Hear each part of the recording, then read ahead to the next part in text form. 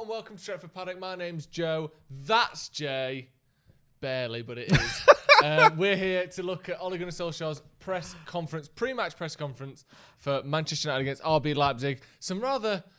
Well, he's addressed the elephant in the room, hasn't he? The big Dutch elephant in the room. We're just getting straight to that bit. Well, we might as well do it. United, of course, play RB Leipzig, as Jay likes to say, because he's from the old school in terms of pronunciation. We're playing them tomorrow night, but Ole Gunnar Solskjaer has had his press conference at a somewhat unusual time. The one against PSG was around 6 o'clock the night before. This one, of course, coming around 2 o'clock or just before. He's spoken about this dilemma in midfield that we've seen it on social media. We've seen it in the press. We've seen that picture of Donny van der Beek looking like that on the touchline. And he's addressed it. Let's have a few quotes. He said on the midfield dilemma and balance, it's going to be a long season and the depth of our squad is better now. Last game, Donny, Nemanja and Paul all started on the bench. They're all experienced international footballers. It's not easy, but we have so many games this season and they're all going to play a big part. Nobody will be able to play all of them. They work well as a team. Is it 2, 3 or 4? And who's on form? Who needs a break? ? And then later on, I think he was asked again about Donny van der Beek. When players come into a new team, a new league, it's always going to be a time that he adapts. When Donny has played, he's played really well. It says a lot about our depth of quality in the squad that we don't have to use him every game. We can debate that in a minute. It also says 15th in the league. Yeah, everything about our ambitions. Donny's going to play a big part this year. I know at the moment the topic even is Donny van der Beek. It's nice for some players and commentators to have a little go, but you have to know, we'll get to that in a minute, you have to know that you don't have to start the first 3 games to be a very important player in the squad. He's going to be important. Don't worry, Joe. And he addressed this specifically to you. Don't worry, That's Joe good. Smith. Thank you. About that. Yeah. I mean, he's obviously linking that to maybe Patrice Evra, maybe again, social media at large, as people say. I'm on his side, really. Not as in I'm backing Solskjaer on this. This is what I said before Solskjaer had come out and said this. I think the fact that he's not, he's only played 3 or 4 appearances in the first 6 or 7 games. It's not a huge worry to me. He's come into a team where, let's be honest, the position he's fighting for is the one that is filled by Bruno Fernandes, our best player. Yeah. So Paul Pogba can't play in that position. Paul Pogba can't get a game at number 10 at the moment because Bruno's so good. So then you've got Donny van der Beek even underneath that layer of people in terms of fighting for that position. So it's going to be a rotation player to start with, as we've seen. He's going to have to sort of force himself into the starting lineup. But he's going to have to do that. And I don't think there's a problem with saying that a player has to, earn their place. And obviously Solskjaer doesn't necessarily think that he can play in that number 6 role, which we tend to play 2 6s and a 10 rather than 3 8s or 1 6 and 2 8s. We tend to play 2 holding, 1 attacking. And he's not going to take that attacking midfield spot off of Bruno in current form. And I don't think he necessarily knows enough about him to play him as a number 6. So to me, it makes a lot of sense. And the thing is, here's the problem. When United, I know we're not playing that well at the moment, so you could say he would improve our first team. But when United are dropping points, and when United aren't playing very well, and then all you've got to bring off the bench is Andreas Pereira, people say we need depth. And then all of a sudden, when you've got a good player on the bench who can come on and change matches, he should be starting. Well, it's like, do you want good options off the bench or don't you? Because this is why we bought him. We bought him so that he could prove himself, he could come into the first team, he could be a great option off the bench. But if the only thing is, every time he plays well, he has to start ahead of Bruno the next game, then why do you want good subs even? What's the point? You want subs that don't impress you so you know that they're never going to start a match. You want this problem. That's why he said it's a good problem to have. But of course it is. Of course. And Scott McTominay, who I don't know if you know, but Champions League, you get a player put up for press conference as well. He's the player that United Champions League winner. Let's not forget Scott McTominay. He's not, but if you say it, people might think he is. Carry on. Let's clip that bit up. Then hammer him on social media. This guy thought Scott McTominay won the Champions League. Mark Albrighton, Premier League winner. Yeah. Scott McTominay, Champions League winner, lest we forget. So I think it was for Real Madrid he won it. Carry on. Yes, of course. He says, you see Donny come into training every day with a big smile on his face. I'm so confident Donny will become a big figure in this team. Along with Alex and Edinson, they have lifted the dressing room. You can see that with how Alex played in Paris and what Donny's done when he's been on the pitch. There's no panic with Donny. Let him settle into the league, settle into his new house and the season. Let him like sell that. into his now. He's got a bit of moving to do. That sounds. He's not sorted the garden out yet, exactly. and he's got to decide which is going to be the kids' room, which is going to be the office. Yeah, McTominay said that as though Donny's moving in with McTominay's ex-girlfriend or something. Let him settle in. Let him get in the bloody house, my house. But obviously He's not. welcome to her. Yeah, exactly. Get involved in the comments, guys, and do hit like as well. Also, you hear that comment where he said, Donny's got a lot of settling in to do. Same with Alex. Same with Edinson. When you say like that, you realise Edinson sounds like some like old English sort of like dandy boy, don't you? Edinson, like proper posh boy name. I always do a double take when I say it. I always think I'm saying it wrong. Yeah, Like, surely they Edinson? call him No. Eddie. Yeah, in the trading. I think in the they do. trading Don't they? ground. Ollie loves Edinson. Ollie loves a nickname, doesn't he? Edinson I bet as soon as he met him, he called him Eddie. Yeah, definitely. Or Because, Edo. Someone in the comments, I think I've just lost it. Oliver Edwards says, Joe, he will be a Premier League, Champions League, FA Cup and League Cup winner by this time next year. He's good about Scott McTominay. He also asked, where's my Pepsi, Max Cherry? It's just off camera. Yeah. Other people just saying about being a bit patient. Matthew Sargent saying he's been in England for like 2 months, to be fair. Probably not got his bins yet. Yeah. He's probably getting used to the bin day, to be fair. He's always confusing. Is it blue? Is it brown day? Is it black? I was getting mixed up. I was getting a yellow card. I've lived in Manchester for 6 years, and I only found out about 3 months ago that unless it's an actual plastic bottle, you can't recycle plastic in Manchester. How bad's that? What do you mean? Any like plastic tray from like a microwave meal, any cellophane, anything. Yeah. If it's not a plastic bottle, you can't recycle it in Manchester. Does it not go in the recycling bin? Nope, it goes in the general waste bin. Jesus, Weps, I've lived in Manchester all my life. I didn't even know that. I know. See? No wonder my missus talks to me. I saw it. It was on a bin day. bus station. It said if it's not a bottle, you can't recycle it, plastic wise. So yeah, Donny's getting used to that still, isn't he? Bless him. Solskjaer's also been speaking about some lad called Deo Upamecano. Have you heard of him? Damn. Plays for our opponents. There's always rumours and speculation about other players at Manchester United. I don't want to comment on every player we're linked to, but since we're playing against him, he's a very good player, and we can see him up close tomorrow. Well, not like that. Well, now you mention it. Since you've asked. Yeah. It's great. So, player, of course, there was that United story, player. didn't we? We had it on the paper talk yesterday that we could have got him for £700,000 3 years ago when he was 16 or whatever. Yeah, but let's be honest. If you go back far enough, you could have got any player in the world for under £1 million if they were 12. I get it. And United have a very sort of... They have a lot of youngsters that are offered to them. Yeah, like, there's a lot of youngsters that come on trials, a lot of youngsters that we scout. There's, there was a lad at Bayern Munich, was Alphonso Davies. Yeah. Apparently he nearly came to Manchester United. You can go back, Michael Essien was at United, for example. You can go back years, but couldn't get a work permit. So there's always players that you look at and think, why didn't we get him? Why didn't we keep him? All that sort of stuff. It is frustrating because apparently we bid 500,000. They wanted 700,000. Was it Valenciennes? Am I getting that right? Casey? Is that his old club? Thank you. Yep, Casey says I've got that right. Casey went, yeah. Yeah. Like a man who doesn't know but heard the word Valenciennes before. Forgive me if I'm wrong. Other quotes as well. Choice quotes, as they say. Choice quotes. Should we have we're at the butchers? Some on rotation? I love a bit of rotation. Go on. We're in special circumstances. Are we? Like a school that's been put in special measures. Yeah. If you don't improve, we're shutting you down. Yeah, not getting their exam results. Yeah. We're in special measures, says Ole Gunnar Solskjaer. We play every 2 or 3 days relentlessly until the end of the season. Then there's Euros and a new season. Of course, any chance to give players a breather would be welcome. You don't want to push players too much as there's a risk of injury. That human side is going to be big this season. We need to look after the boys. That's our job as coaches and managers. Signing to what you said, didn't you, about he's going to get a lot of game time. It's going to happen, isn't it? It's not like he's, this isn't a Fred under Mourinho situation, is it? And this is, as well, we've got all of our first choice players fit at the moment. That won't be the case the whole season. We saw last season Paul Pogba was out for the best part of 9 months. I know, 3 or 4 months of that was under lockdown, so he didn't miss that part of the season. But we've had Martial out for 3 months. Rashford had a broken back. Pogba was out for 9 months. Luke Shaw was out for quite a few games last season.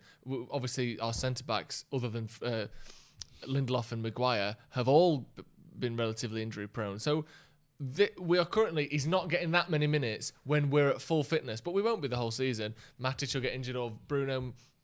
Pogba, of course, has got a not so great injury record. So even at the moment, he's still getting minutes, let alone when we've got injuries. Look at Andreas Pereira last season. It was clear that Ole didn't really want to play him. I think he played 35 appearances last season, Pereira. Yeah, I think so all it takes is one injury to one player, and he'll get loads of games. And I think even without injuries to players, he's going to be starting. I wouldn't be surprised if he starts tomorrow. Maybe not now, because usually when Ole talks about how good someone is in a press conference, they don't play the next day, like he did with Cavani against PSG. But he's going to get a lot of minutes, and even now, when everyone's fully fit, he's still getting some minutes. So I don't think there's a worry there. I think the issue with what's happened with Donny van de Beek and with Ollie, and you were sort of alluding to it earlier, is he maybe could have played earlier in the season when Pogba obviously wasn't himself, because he was dreadful when he pulled Pogba at the beginning of the season, and I think he was still recovering from COVID. And Ollie even admitted that he rushed him back. He perhaps should have given him more time, and that would have been a good time to play Van de Beek, but he didn't. And then now Pogba is back to sort of full fitness, so it's like, well, I'm not going to drop him now. Or, well, I know he didn't start against Chelsea, but I'm not going to, he's still ahead of Donny van de Beek in a pecking order. So it's a bit difficult. I sort of get why he's had these problems. But, it's not a case of him not rating Donny van de Beek. No. He went with the midfield, more or less, that sort of carried us through that unbeaten run towards the end of last season. And also, when you look at the times he dropped Pogba, I can't remember every single game he hasn't started in, but he certainly hasn't started against Chelsea, Newcastle and Paris. And we won 2 of those and drew 1. Yeah. So it's not as though the midfield that Pogba isn't in has been our worst midfield. It's Pogba didn't play well, Ole changed the midfield, and since he's changed it, we haven't lost. Exactly, and one of those players that has played a prominent part during those 3 games you mentioned was Fred. He's been speaking about him, Ollie, as well. He said, he's a very valuable member of the squad, great boy around the team, and his performances have been very positive. He's still getting used to the Premier League. You can see with his fitness and performances, he and Scott are great assets to the squad. What have you made of Fred? Do you agree with that?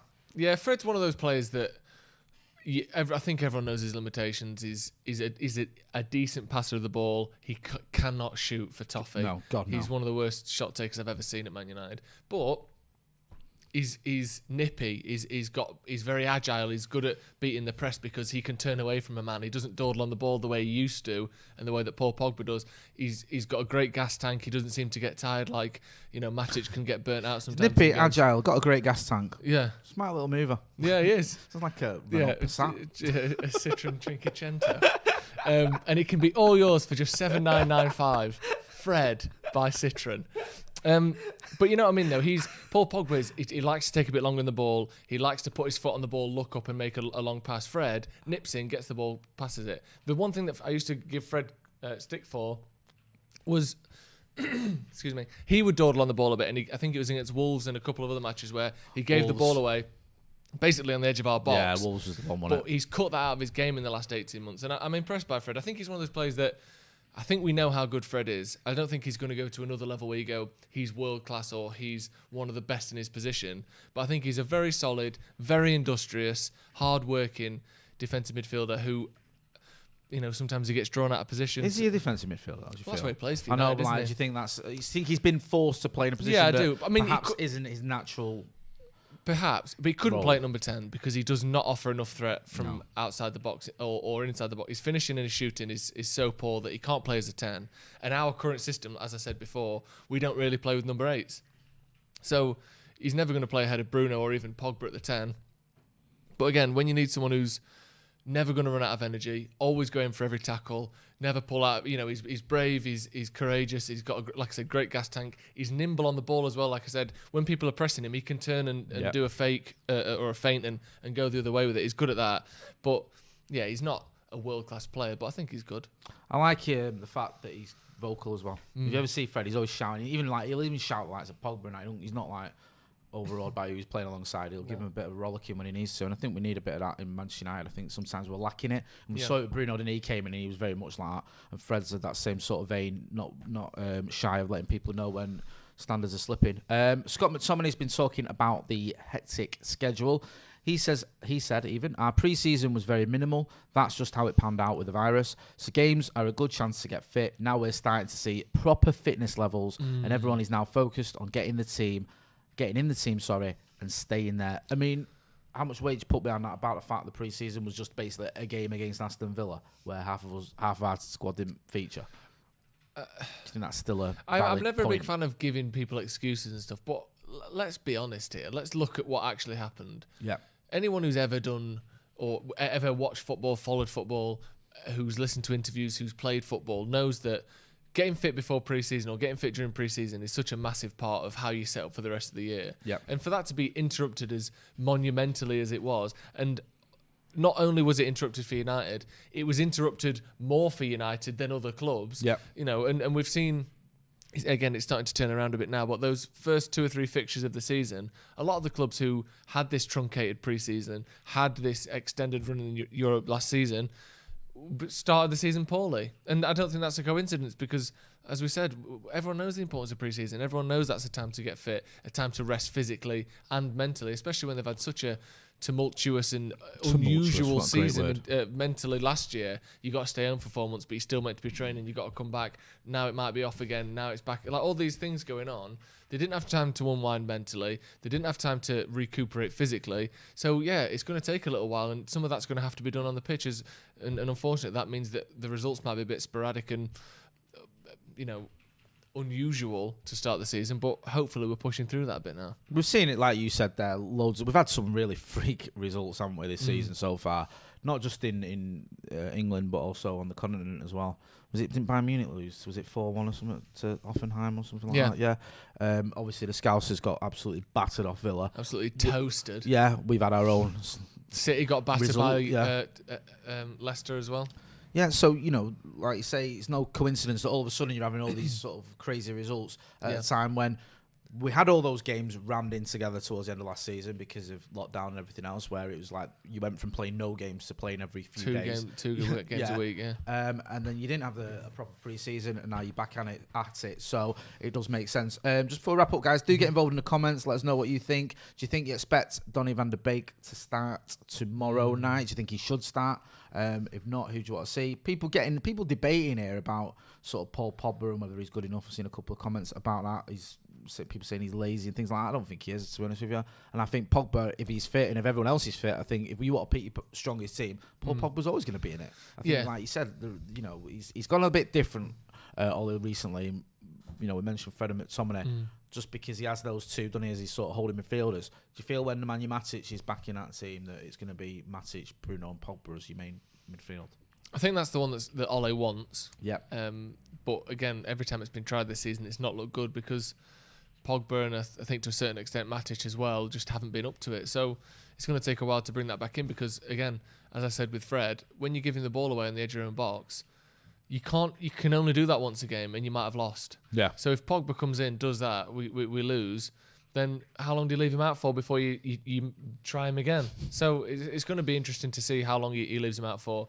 I think when you look at, certainly under Solskjaer, but even sort of post-Ferguson, the spells or the seasons that players have had that were particularly excellent, I would say Bruno last season is one of the standout performances of any United player in that time. And I would also say Paul Pogba, when Ole first came in, between him coming in and getting the full-time job, he was absolutely sensational at number 10, wasn't he, Paul Pogba? I think he got like 13 or 11 goals and 12 assists or something. He definitely got double figures in both. In the watch-along a few weeks ago, you and McCall were arguing about whether Bruno was player of the year or whatever, and I think, because I remember what you're talking about there with the Pogba thing. Those, was it 12 games? It was the season before that. Yeah. It was the one where Luke Shaw won player of the year. Yeah. But really, Paul Pogba had an absolutely world-class spell at United, which, again, not many people have done in the last few years. So if we've got a player who's capable of that kind of spell, and again, he wasn't quite as prolific in terms of goals and assists toward the end of last season, but he was excellent in that number 6 role. He's definitely one of, if not our best player still. And I'm sure when he's fully fit and the system suits him, we'll get the best out of him. 100%. A few people getting involved in the comments, letting us know what they think our best midfield option could be. Anish Joshi says, I think Van der Beek and Fred can be a good pair. Maybe see that soon. Akbar says, midfield diamond of Fred, McTominay, Van der Beek, Pogba against RB Leipzig. We saw that momentarily, didn't we, against PSG in between our, I think, first and second goals. United went for that kind of PSG's goal and our second goal, Yeah. United played that diamond in midfield with Fred, McTominay, Pogba and Bruno, and we controlled the game quite well. We looked pretty good, so I wouldn't be surprised to see that again, definitely. No, this is it. A few people saying about the commenting about what Evra said. Evra was sort of questioning money about why we bought Van der Beek, and you said it when you were talking about all these comments there, was that maybe a sort of reaction to what Evra said.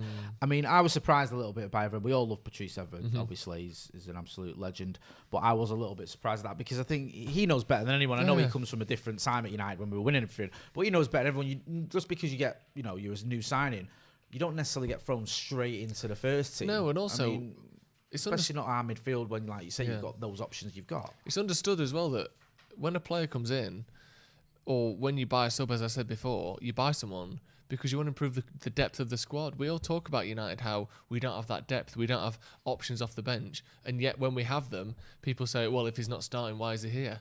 Well, that's not how a squad works, is it? No, I think... Obviously, Patrice Evra, knows more about football than me. He's played football at the highest level, has been the best left-back in the world at times, so I'm not, trying to teach, but it did seem as though he was letting the emotion and his disappointment sort of overtake.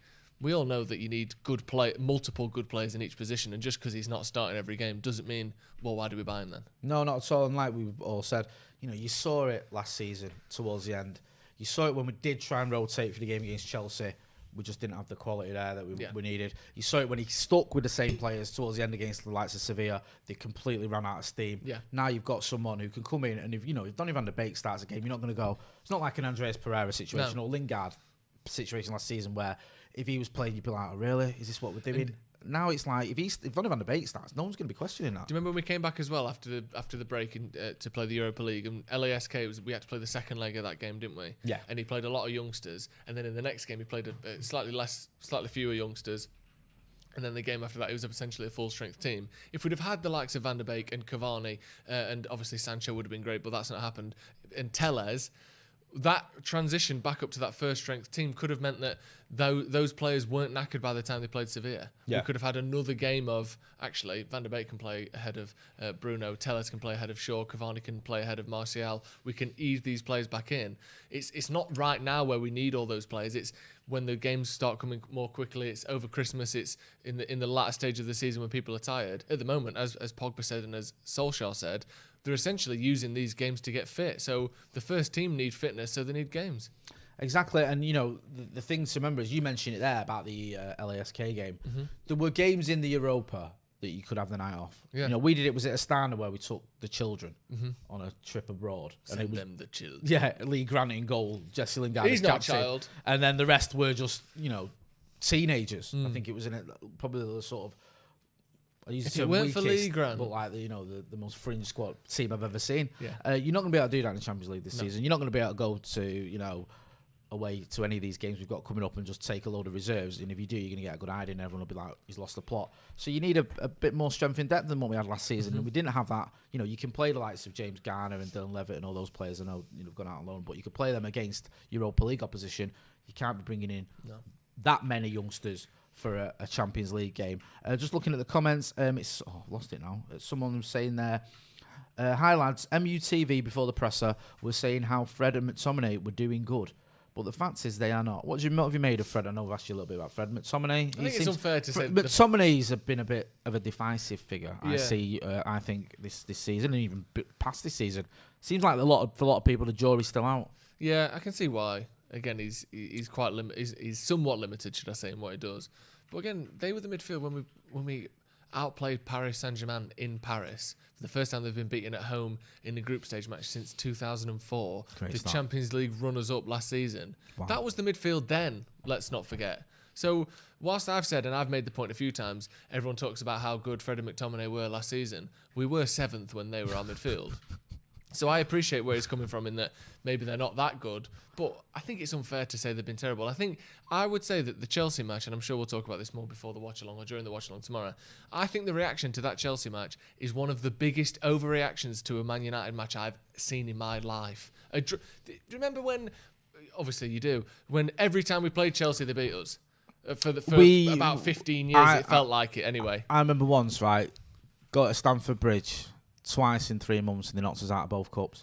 I've not been back Exactly. since. And They I knocked think- us out of the FA Cup and the League Cup, and Yeah. I was like, do you know what? And then I wouldn't mind we won the league game when I didn't go. Up until about 2 years ago, and it may still be the case, that United have got the least amount of wins or the lowest win percentage against any other team in the Premier League. I think Chelsea is number one on that But we list. didn't win at Stamford Bridge. I know this wasn't at Stamford Bridge, but we didn't win at Stamford Bridge, I think, for 9 games. Exactly. Which is ridiculous. United don't go to a ground 9 times and not win And on I the know spin. it was a very boring match and it was 0-0, but to get a draw against Chelsea, whilst it was a bit disappointing, is really not some result that you sack the manager after. Exactly. It's the context of it, innit? It's like, if this was, say, you know, I was going to say March, but the league's that sort of... If this was 35 games in and we were sat in 14th, then you might say, okay, that's the straw that's broke the camel's back. But not when the season's barely started. And it's 3 days after beating PSG in Paris. I think we need to calm down a little bit. But I appreciate your point about Freddie McTominay. Neither of them you go, wow, they're world class. But they have their uses, and I think they've proven enough times that when they're played in the right game, they can do very well, as we saw against Paris twice. Exactly, and we'll always have that derby goal, won't we, for McTominay? No matter what. We'll always have it. Hey, what a perfect... We're not... 45, the perfect way to... if you are not going to have fans in the ground, then the last goal you want to see being scored at Old Trafford in front of the fans was Scott's absolute worldie. Right, should we call it a day then? We'll call it a day then. Listen, guys, thanks for watching. Don't forget as well to hit like, share and subscribe. We'll have... What we've got coming up, actually. We've got the Tier 1 podcast. Game. Go on. Have we got the Tier 1 podcast? Tier 1 podcast. Got a guest tomorrow morning. It'll be myself and Ronaldo and a Tier 1 journalist. Very special journalist. And then we are live for the watch along from 6 p.m. all the way through the Leipzig match. We'll have all the build up. We've got Stephen's opposition preview. We've got your predictions that you've sent in. We've got all sorts going on. Again, 6 p.m. all the way through till the end of the match. Team news live as soon as it comes out. It's just a great show, isn't it? Get involved from 6 p.m. tomorrow. Don't need to go anywhere else tomorrow evening. That's been Joe. I've been Jay. This has been Stretford Paddock press conference reaction. Thanks for watching.